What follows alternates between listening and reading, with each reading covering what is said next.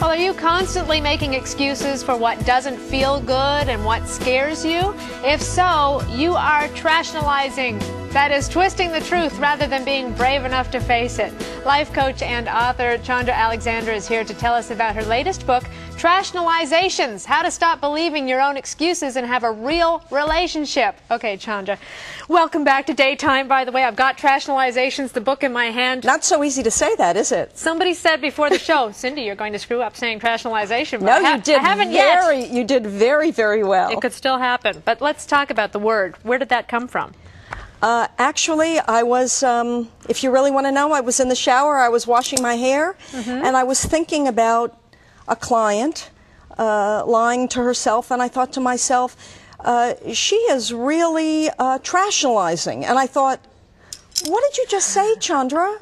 I meant to say rationalizing. And then I heard the word trashionalizing, and I thought, that's fabulous. You know, you had that, because that's really what it is. It's a trashionalization. It's really stuff you tell yourself that needs to kind of be thrown out, that you tell yourself, and a lot of people accept as gospel, but just isn't true. I mean, we have a million trashionalizations from, you know, I guess it's my family, I have to take it, to I'll move out when I have enough money, and he said he would call, he must be busy. Right. So He'll change. She'll change. Hey, there's a big one. Right. But I think that what's important to understand is that when you trashionalize, you really ignore signs and signals. You tell yourself something that many people accept as truth, that you accept as truth, and that you know that if you tell somebody else, they're going to agree with you, and that allows you to keep doing what you've been doing under the guise of, well, if a lot of people say it, it must be true. So we're a society of trashionalizers. Right? Yes. Actually, we are. Okay, well, let's talk about one trashionalization that a lot of people believe. There's only one reason to be with someone, anyone, and that is because, actually, the first one is being with someone is better than being alone. Well, that's a trashionalization. Being with someone is better than being alone. How many of us have said that to ourselves? I'm one. Yeah, me too. You know? I think most of us have done it at one point in our lives. Of course, that's what you say. And then when you tell somebody that, they give you all the reasons why it's a good idea to be with someone rather than be alone, whatever. And you continue in a relationship that's not strong, that's not healthy, and pretty much can be classified as dysfunctional. And society really does drive that point home. If you're not with somebody, how could you possibly be happy? Well, you become somewhat of a pariah. And I think that that's what we're going to talk about today, that there is a certain honor and a certain dignity with being able to deal with your stuff. And if you need to be alone sometimes, so be it. That's how it goes. And it's actually a good thing. It's very liberating to be alone. I think it's a very good thing. Okay, let's talk about another point here. There's only one reason to be with someone, anyone, and that is because you like the person. Well, here's the thing.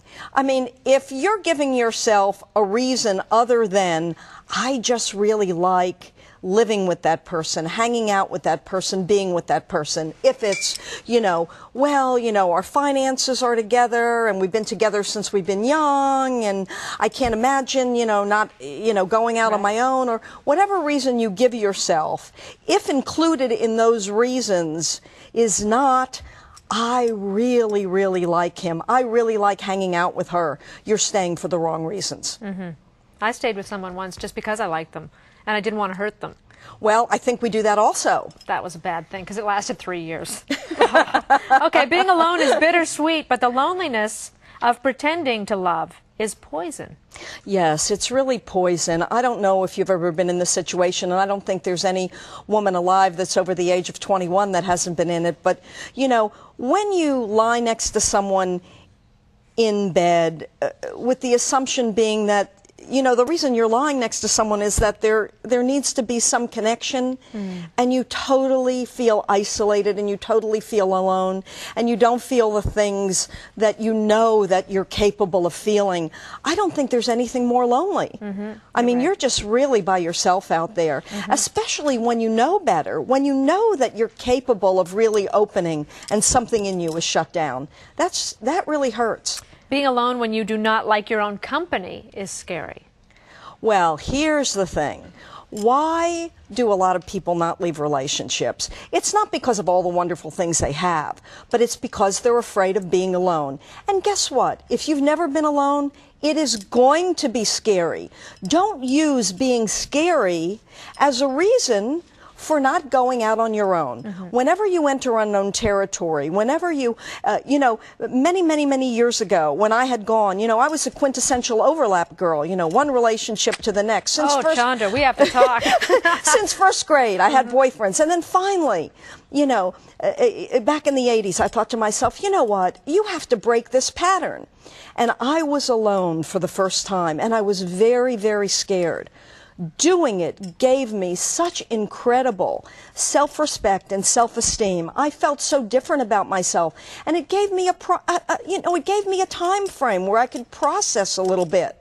So I didn't make the same mistakes going forward. Very good. You must be brave to bring real love into your life. Yeah, you have to be brave, and here's the deal. You can't be brave unless you're scared. So don't use being scared as being a reason not to do the things that you need to do. You need to be very courageous to look at your stuff. It's not so easy. People will tell you, you can get a lot of support from the world. Don't stay home. Get out there. Mix it up. The minute you break up, they want to fix you up. You want to go out somewhere. You want to keep busy. You need to do the opposite of what that inclination is, because that inclination to keep running and being distracted is a way that you don't deal with your feelings. All of us want so much for love to succeed. There is no way, even if we've decided that we want to move on, that there's not some sense of loss, some sense of disappointment.